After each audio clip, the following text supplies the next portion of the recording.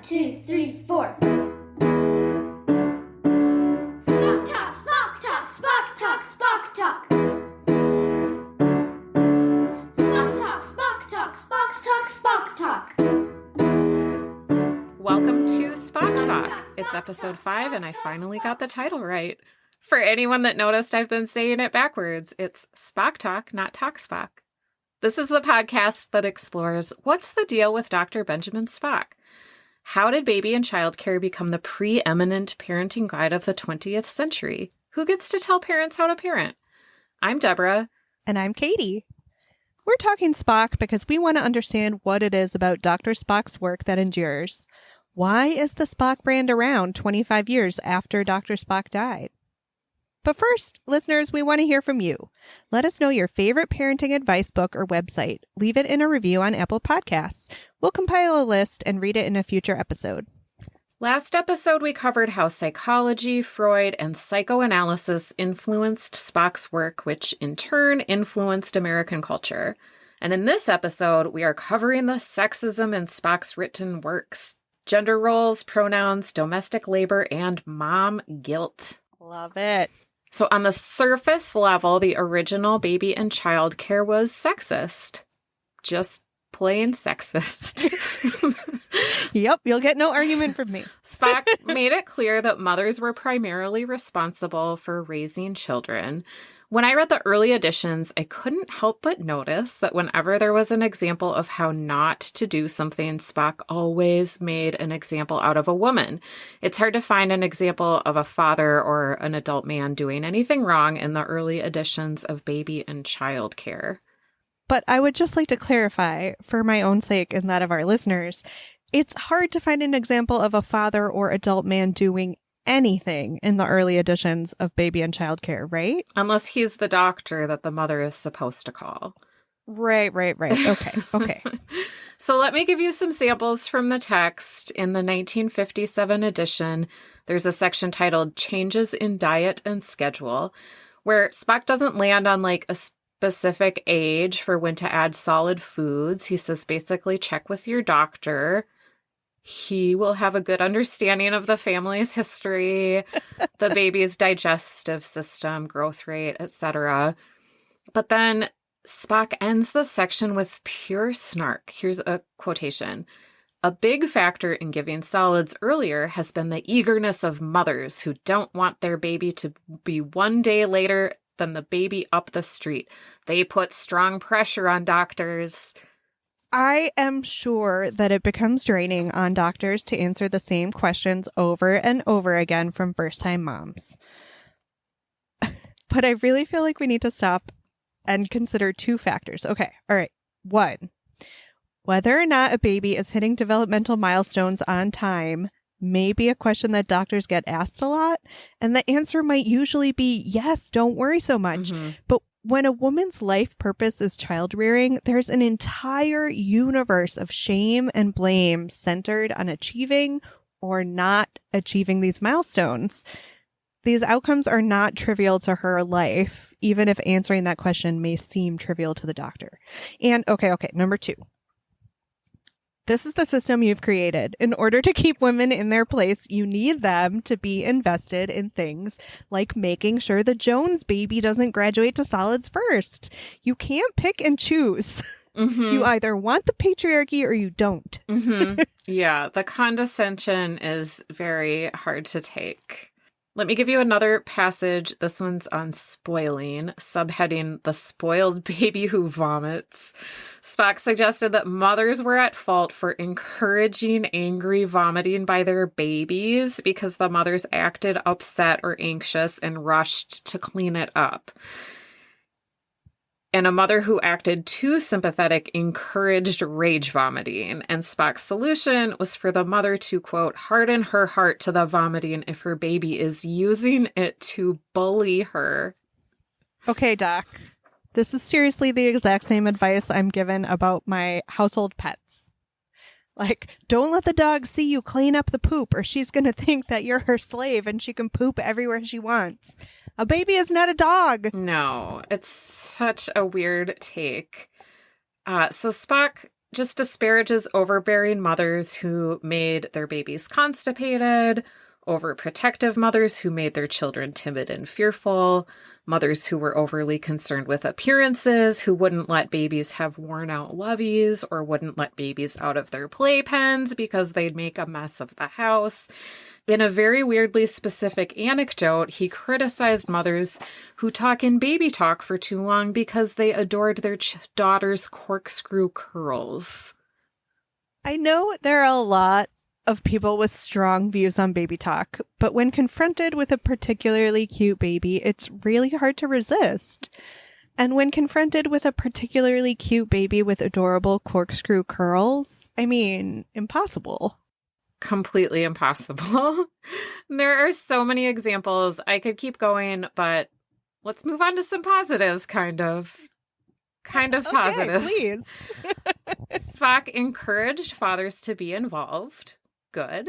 But then he put the onus of paternal involvement on the mother, writing that it's the wife's job to hand off certain tasks or situations to the husband, and it's up to her to make the father look good. Oh, I can feel the rage bubbling. Okay, so 2 words. Mental load.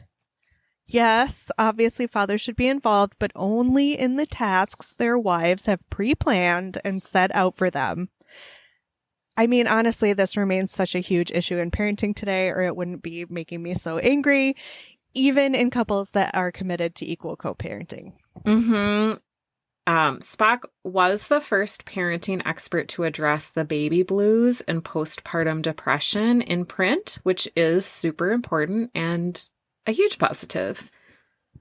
Yes, and I would like to give him credit for that, but I'm reserving judgment because I have a feeling he addresses it, but he still somehow makes it the woman's fault. Mm-hmm. That section is not too bad. Like, he basically wrote that the baby blues are normal and it's physically due to hormones and mentally due to like this new huge responsibility you have. And he gives some suggestions for self-care that are reasonable and says if it's terrible, the new mother should see a psychiatrist. But then he ends the section on how mothers of new babies might be frustrated if the fathers seem indifferent to the mother's baby blues. And he wrote, the mother, as if she didn't have enough to do already, has to remember to pay some attention to her husband. There it is. Spock's take on breastfeeding was surprisingly chill. In the 1957 edition, he wrote, think of breastfeeding not as a test of your devotion to the baby, but simply as a good thing if you really enjoy it and it works, but no cause for despair if not. Which, compared to the literature when we were new moms, sounds super reasonable. So I wonder if you can orient me at all in where this fell in like the formula trajectory. Were we in peak formula is actually best territory here? We were getting there. Formula was really encouraged. One paper I read made a point to tally up the number of pages in baby and child care devoted to breastfeeding, which was smaller than the number of pages devoted to formula feeding. And that quantitative difference kind of worked to encourage formula feeding over breastfeeding, which, if you're looking at this in like a Marxist way, which I am, baby and child care, dresses up the formula feeding recommendation and scientific credibility, and middle-class social norms around breastfeeding were changing. More mothers started using formula. The formula companies became more profitable. And then societally, there were more workers available because formula makes it so anyone can feed the baby with a bottle. And then at a certain point later in the 20th century, breastfeeding was kind of a weird alternative thing for new moms to do, which is totally different from our experiences, which 10 to 15-ish years ago, if you didn't breastfeed, you were like practically abusing your baby, which is probably why I have some affinity for the casual way that Spock isn't judgy about whether or not a mother chooses to nurse or not. And sometimes it's not even their choice. Yeah, and I'm betting he doesn't go into any intricacies about like what it takes to breastfeed from the woman, like what to happen with correct nipples and all that. He doesn't touch that. No. It's not a La Leche guide at all. Overall, I would say that the content he wrote and the way he wrote does dignify the work of raising children because he does recognize that it's very important work. This is not really Spock's fault, but the book does become wildly influential. So while it was reflective of that era, it also worked to reinforce that sexist notion that men and women are like totally in separate spheres and the Venn diagram does not overlap. I'm never anxious to give anyone a pass for upholding the patriarchy, but Spock's expertise came from treating middle-class white women. These were the family dynamics he was most often exposed to, so to a certain extent it makes sense that that's what he would be reflecting back to his readers, no? Yes.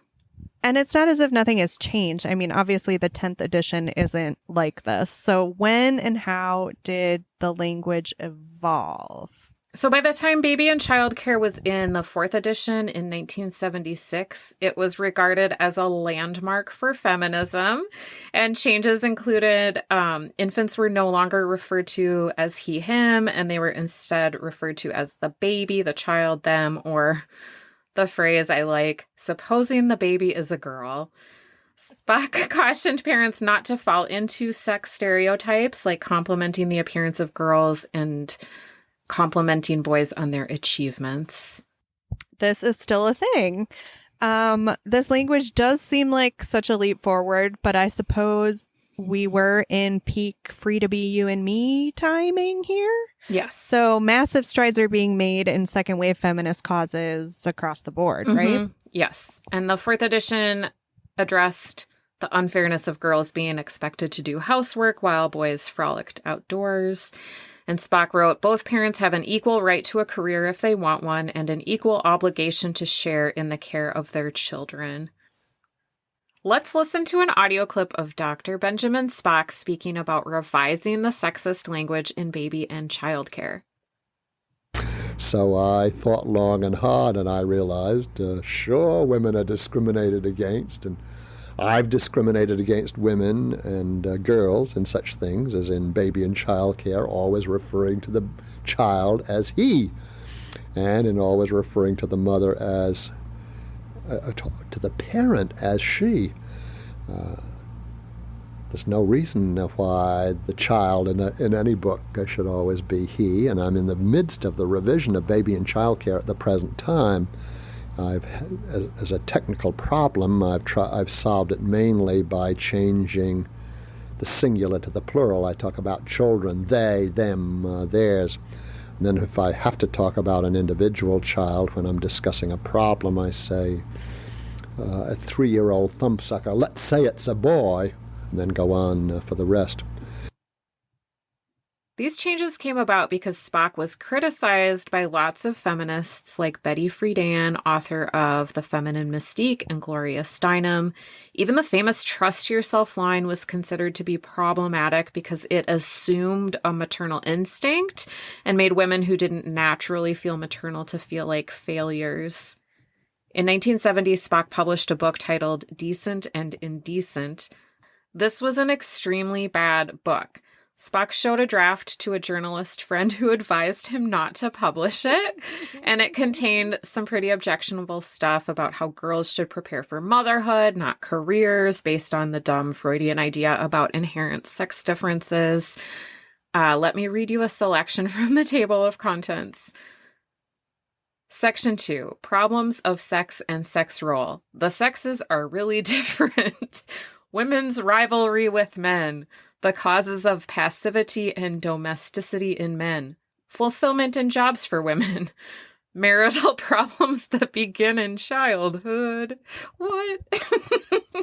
Oh my goodness. So it is clearly too much to expect that there was such a sea change in Spock's views towards women in the, 6 years between when this book was published and when the 4th edition of Baby and Child Care was published? Something like that. Yeah, I did not read Decent and Indecent, but I did read his op-ed in the New York Times that recanted and apologized for it, which was published in 1974. He wrote that girls and boys should all be brought up to think that they are capable of child rearing, in another book titled Raising Children in a Difficult Time. So by difficult time, did he mean this time when women are demanding some measure of equality? Difficult time for who, Doctor? I think he meant like poverty, racism, war, the volatile 1960s. And this book it's just a compilation of his Red Book columns. And I read a review of it that called it homiletic and tedious and criticized Spock for being very out of touch. High praise for our man Spock. So there's something I want to highlight that gets lost in this gender role controversy and who gets to work outside the home, and what I think the second wave feminists got wrong about Spock. Never.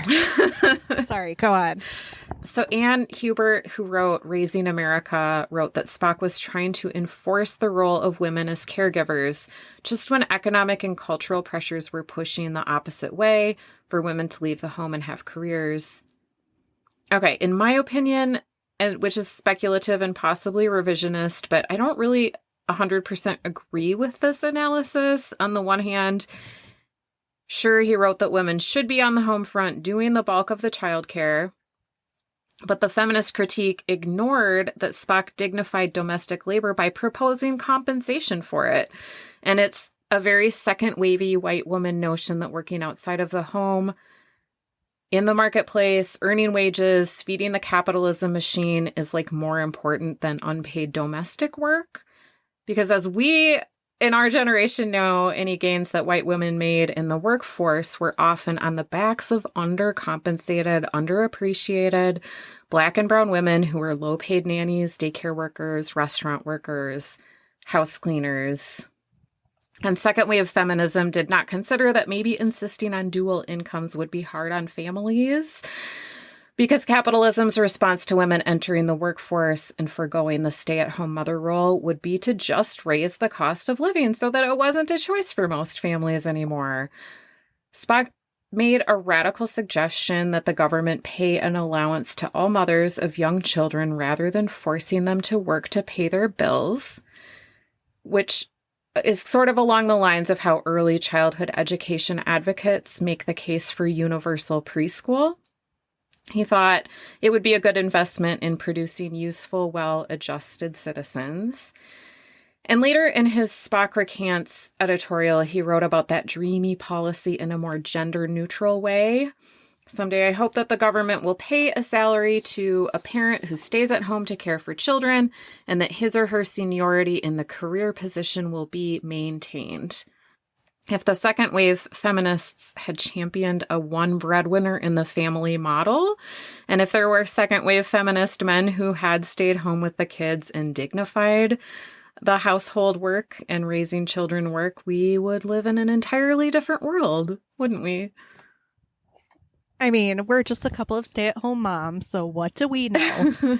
But can you imagine just instead of the rare stay-at-home dad getting constant praise for his brave sacrifices and willingness to, quote, help mom out, we would get a general acceptance that domestic work is valuable work, no matter who does it?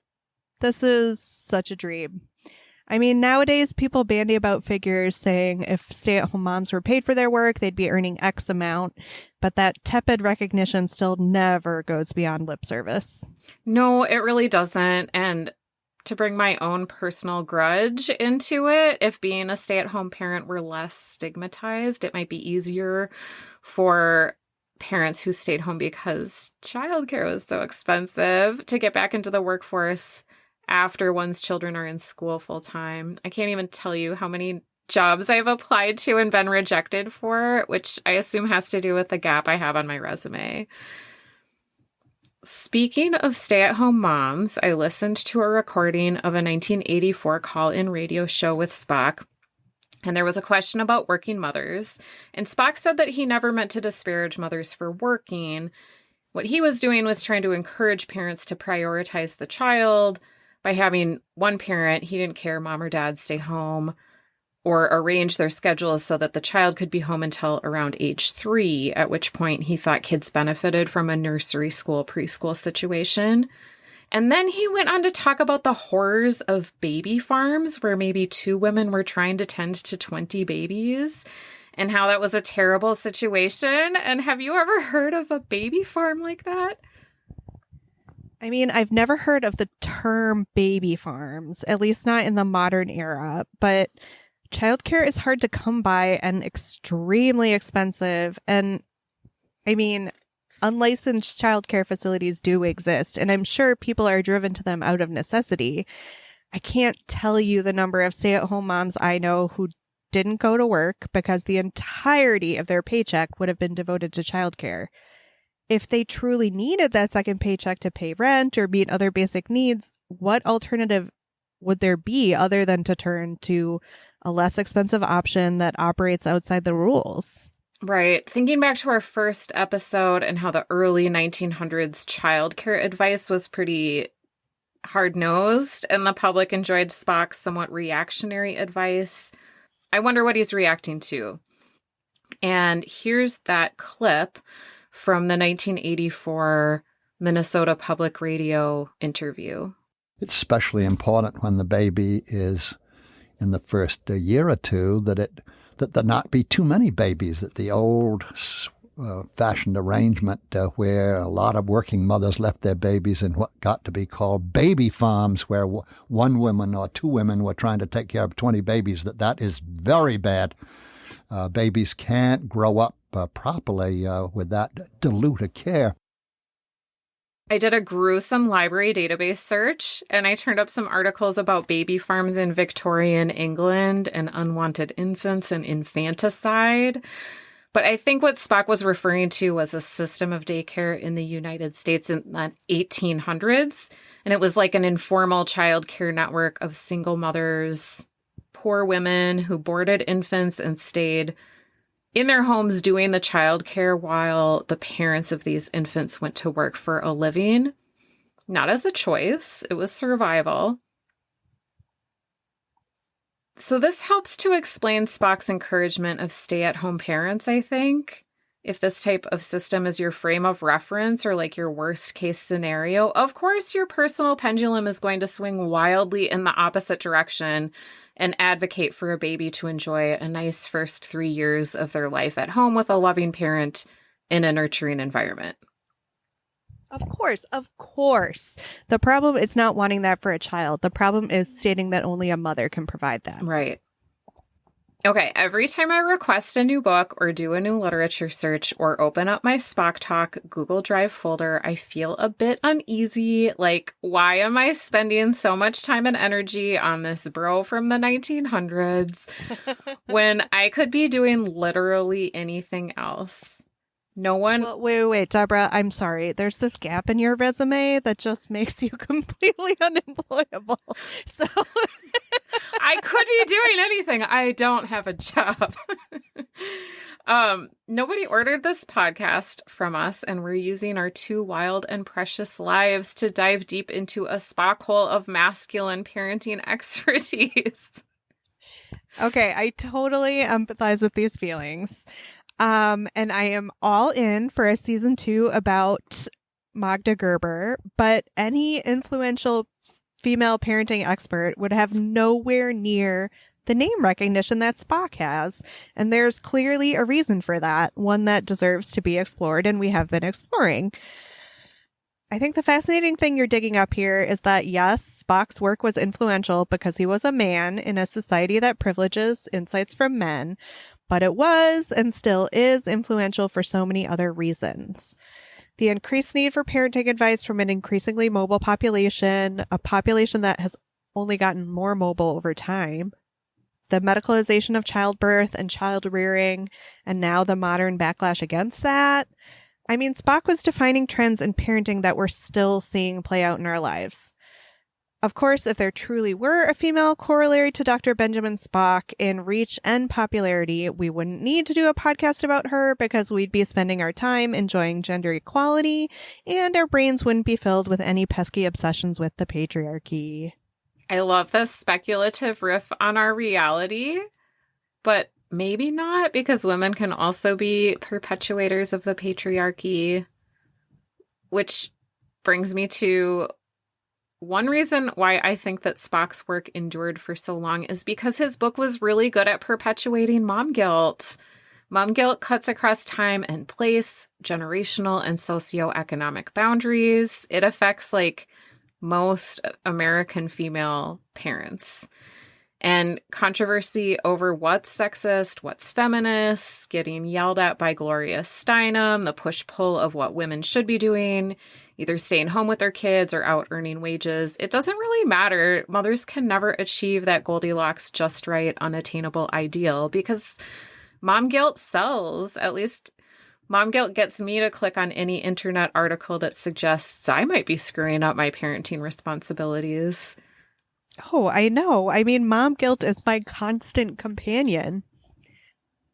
Yes, there it is, whispering to me that because I spent this hour with you recording today, my children will be eating frozen veggies heated up in the microwave tonight and not organic greens from my carefully tended garden, which is how I know a really good mom would actually do it.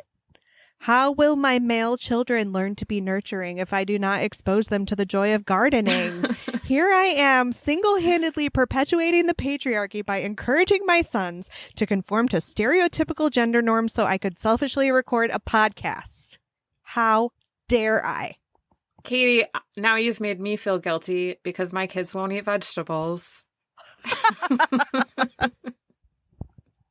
I mean, to be fair, by kids, I mean probably only one kid. And by vegetables, I mean probably 2 carrots. That's a pretty good total, in my opinion. Before we wrap up, let's go to a segment we call New Spock, Old Spock. In this segment, we'll take a look at early Spock advice and see what has changed since the mid-1900s. Here's a passage from the OG Common Sense Book of Baby and Child Care, first edition published in 1946. Listen for the fun little dig at neurotic moms at the end. Conscientious parents often dread the comic strips and comic books, thinking that they ruin their children's taste for good reading, fill their minds with morbid ideas, keep them indoors, interfere with homework, and waste good money. All of these accusations have a bit of truth in them. But when children show a universal craving for something, whether it's comics or candy or jazz, we've got to assume that it has a positive, constructive value for them. It may be wise to try to give them what they want in a better form, but it does no good for us to cluck like nervous hens. Katie, what do later editions say about comics or jazz or nervous hens? Well, I'm sad to report that the 10th edition does not contain any reference to comics or jazz or nervous hens, and that is largely because, as you and I know perhaps better than anyone else on the planet, our society has moved on to a preoccupation beyond comic books, and that is screen time. So they devote a huge chapter to everything having to do with not allowing your child screen time before the age of 2, to discussing online pornography with your teenagers. Like, it really runs the gamut, and it's really thin on like funny clippable moments, because you can tell that they take the fact that parents are taking this seriously, very seriously in the 10th edition. Got it. This would be a good time to plug our other podcast, It's My Screen Time Too, where we talk about screen time a lot. Yeah, we talk about screen time and we talk about mom guilt and we talk about the confluence between those two things a lot. So if you're interested in hearing us explore any of those topics further, please check out It's My Screen Time Too. Thanks for listening to this episode of Spock Talk. Please subscribe so you are sure to get our next episode, in which we'll talk about the women in Dr. Benjamin Spock's personal life. It's gossipy, tabloidy, the stuff of celebrity magazines. Don't miss it. See this episode's show notes for our references. If you like what you're hearing, give us a like or a share on social media. Rate and review us on Apple Podcasts. Like I just said, you can listen to our other podcast, It's My Screen Time Too, where we review TV shows and movies made for kids. Remember, listeners, that we'd like to hear from you. Let us know your favorite parenting advice book or website. You can leave it in a review on Apple Podcasts, and we'll compile a list and read it in a future episode. Special thanks to the WNYC Archive Collections and Minnesota Public Radio. We'll see you soon the next time we talk Spock. Spock, talk.